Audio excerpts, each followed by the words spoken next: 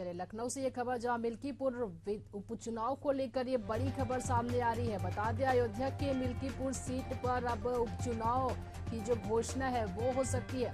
बाधक बनी याचिका वापस हुई है और कभी भी हो सकती है उपचुनाव की घोषणा। चुनाव का रास्ता अब साफ हुआ है। तो बता दें, 23 नवंबर को जो उपचुनाव की रिजल्ट सामने आए थे, बीजेपी उपचुनाव में 9 सीटों में 7 सीटों पर बीजेपी ने जीत हासिल की थी। और अब जो है मिल्कीपुर उपचुनाव, जो कि काफी चर्चा में रही थी, और ये इस पर जो उपचुनाव नहीं हो पाया था, अब इसको लेकर ये बड़ी खबर सामने आ रही है कि अब मिल्कीपुर उपचुनाव को लेकर जो घोषणा है वो हो सकती है। चलिए इस पर जानकारी लेते हैं, हमारे संवाददाता दीपक पांडे बने हुए। दीपक, मिल्कीपुर उपचुनाव को लेकर बड़ी खबर सामने आ रही है कि उपचुनाव की घोषणा अब कभी भी हो सकती है, क्या इस पर जानकारी?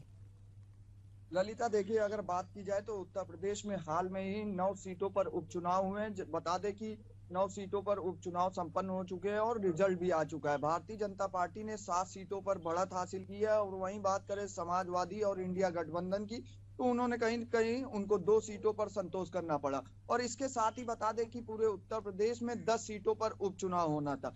लेकिन जिस तरह से बात कर ले, मिल्कीपुर के पूर्व विधायक बाबा गोरखनाथ की जो पीठ थी, जो उन्होंने याचिका दाखिल की थी, उस पर कहीं ना कहीं याचिका में सुनवाई हुई। अब याचिका का जो समय है वो खारिज होने की तैयारी हो चुकी है। और इसके साथ ही मिल्कीपुर में भी चुनाव कराने की जो चुनाव आयोग की तैयारियां हैं, उसको भी कहीं ना कहीं विस्तार रूप से मुहूर्त दिया जा रहा है। और इसको लेकर कहीं ना कहीं चुनाव आयोग लगातार तैयारियां भी कर रहा है, मौका मुआयना भी कर चुका है। बता दें कि उत्तर प्रदेश में 10 सीटों पर उपचुनाव होना था। 10 सीटों पर उपचुनाव ना होकर मिल्कीपुर सीट को स्टैंड बाई किया गया। अब कहीं ना कहीं चुनाव आयोग की जिम्मेदारियां आगे बढ़ रही है और चुनाव का रास्ता भी मिल्कीपुर में साफ हो रहा है, क्योंकि बाबा गोरखनाथ ने अपनी याचिका जो थी वो वापस ले ली। याचिका वापस होने के बाद इससे खास तौर से ये है कि मिल्कीपुर में जो उपचुनाव होना था उसका रास्ता साफ हो चुका है। बता दें कि मिल्कीपुर से जो विधायक थे अवधेश प्रसाद, वो अयोध्या के सांसद बन चुके हैं। और मिल्कीपुर अंबेडकर नगर के कटहरी विधानसभा की जिम्मेदारी उत्तर प्रदेश के मुख्यमंत्री योगी आदित्यनाथ ने स्वयं ले रखी थी। तो ऐसे में कहीं ना कहीं जिस तरह से चुनावी नतीजे हैं वो कहीं ना कहीं भारतीय जनता पार्टी और मुख्यमंत्री के पक्ष में है।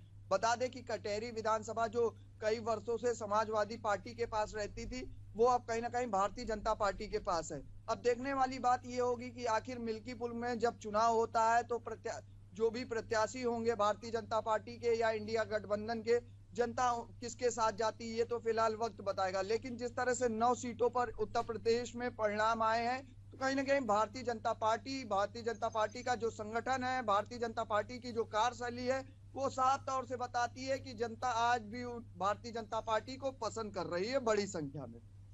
जी, बने रहेंगे दीपक हमारे साथ, आपसे और भी